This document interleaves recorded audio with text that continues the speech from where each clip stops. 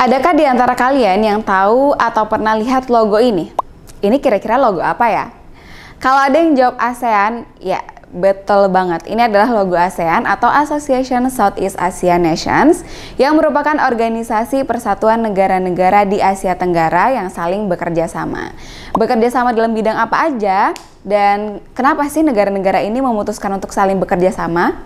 Yuk kita bahas bareng tentang interaksi keuangan antar negara ASEAN dan akan kita bahas juga nih apa aja sih pengaruh dari interaksi tersebut.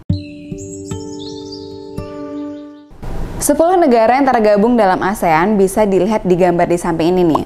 Bekerja sama untuk memenuhi kebutuhan masing-masing negara dan saling menjaga ketentraman hubungan di wilayah Asia Tenggara. Nah, ada beberapa faktor pendorong dan juga penghambat dalam kerjasama antar negara. Yaitu yang pertama faktor pendorong yang menjadikan negara-negara bekerja sama itu yang pertama ada kesamaan dan perbedaan sumber daya alam. Misalnya nih, ada negara yang sama-sama menghasilkan minyak, dibentuklah OPEC atau Perkumpulan Negara-Negara Pengekspor Minyak Bumi. Terus kalau dari perbedaan, misalnya Indonesia itu ekspor ke Jepang biji kopi. Terus Indonesia impor mobil dari produksi Jepang. Dari situ terbentuklah kerjasama.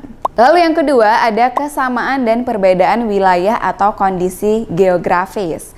Misalnya ada negara yang satu wilayah membentuk suatu organisasi, contohnya ya ASEAN tadi. Atau misalnya adanya perbedaan kondisi wilayah yang bikin adanya interaksi, misalnya melalui pariwisata. Ada juga faktor penghambat dari kerjasama antar negara, yaitu yang pertama ada perbedaan ideologi. Nah misalnya ini ada negara yang berbeda paham, lalu nggak mau saling terbuka, itu namanya penghambat. Namun sejauh ini di ASEAN semua terbuka untuk saling bekerja sama nih teman-teman. Lalu yang kedua ada konflik dan peperangan. Repot deh ya kalau ada konflik dan perang, semua kegiatan jadi terganggu. Hal itu juga yang menjadi penghambat terjadinya kerjasama dan hubungannya merenggang deh. Faktor penghambat selanjutnya yaitu kebijakan protektif.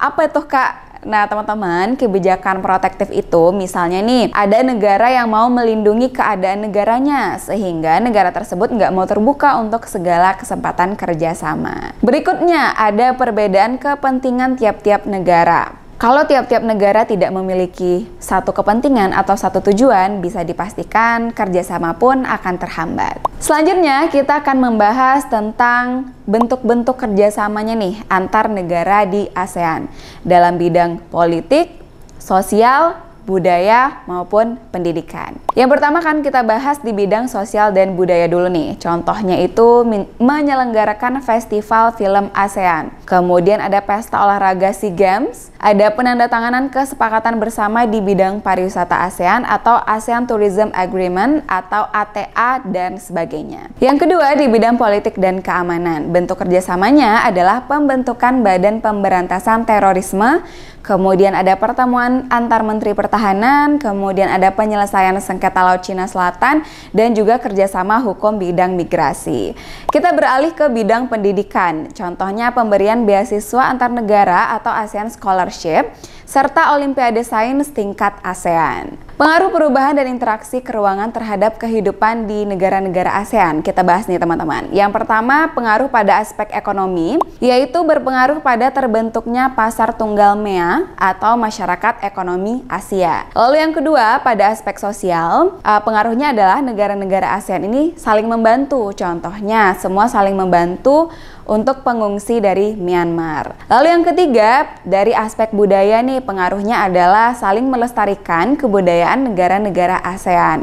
Misalnya dengan menyelenggarakan festival budaya ASEAN. Lalu yang keempat, pada aspek politik. Nah, interaksi keuangan ini menyebabkan adanya sengketa wilayah, contohnya sengketa Pulau Sipadan antar Indonesia dan Malaysia. Lalu yang kelima, pada aspek pendidikan nih, pengaruhnya tingkat kualitas pendidikan belum merata, khususnya di negara yang berkembang. Oke teman-teman, kita lanjut bahas perubahan ruang dan interaksi antar ruang. Akibat faktor alam nih, yang pertama, interaksi ruang ini juga dipengaruhi faktor alam teman-teman. Contohnya, bila terjadi bencana alam seperti banjir bandang, terus tsunami, gempa bumi, nah negara-negara ASEAN ini akan saling bekerja sama untuk membantu negara terdampak melalui yang namanya Pusat Koordinasi Bantuan Kemanusiaan. Selanjutnya, pengaruh ilmu pengetahuan dan teknologi terhadap perubahan ruang. Kemajuan pada bidang transportasi nih misalnya dapat memudahkan perpindahan manusia antar negara. Lalu pada bidang komunikasi, canggihnya teknologi komunikasi memudahkan manusia untuk saling berinteraksi tanpa harus berpindah tempat.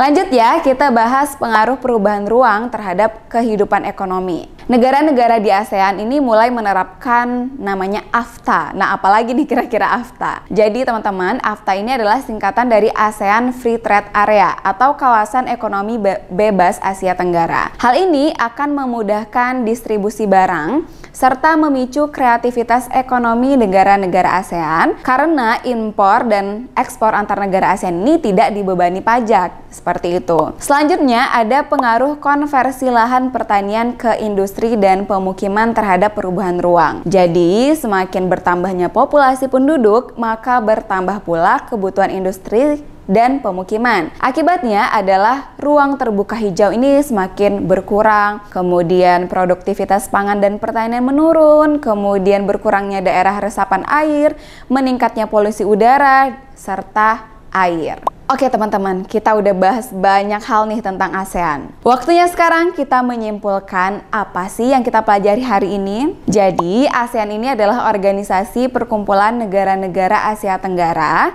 yang saling bekerja sama di bidang pendidikan, ekonomi, politik dan keamanan, serta sosial budaya. Kemudian, pengaruh interaksinya ini diantaranya itu terbentuklah Pasar Bebas ASEAN atau yang disebut dengan MEA. Oke, supaya teman-teman lebih paham materi yang sudah kita bahas hari ini, coba yuk kerjakan soal latihan yang berikut ini. Soal latihan nomor 1. Faktor pendorong kerjasama antar negara ASEAN yaitu nomor 2. Manakah yang merupakan bentuk kerjasama di bidang keamanan negara-negara ASEAN? Nomor 3. Kerjasama Indonesia-Jepang terjadi sebab? Nomor 4. Isilah pernyataan berikut dengan T jika pernyataan tersebut benar dan F jika pernyataan tersebut salah. Gimana teman-teman? Sudah selesai dikerjakan nih soalnya? Langsung aja kalau begitu kita cek jawaban dan pembahasannya ya.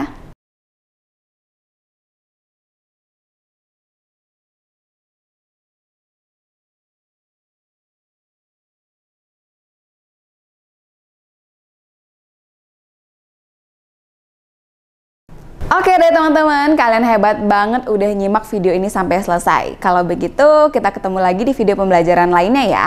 Bye-bye!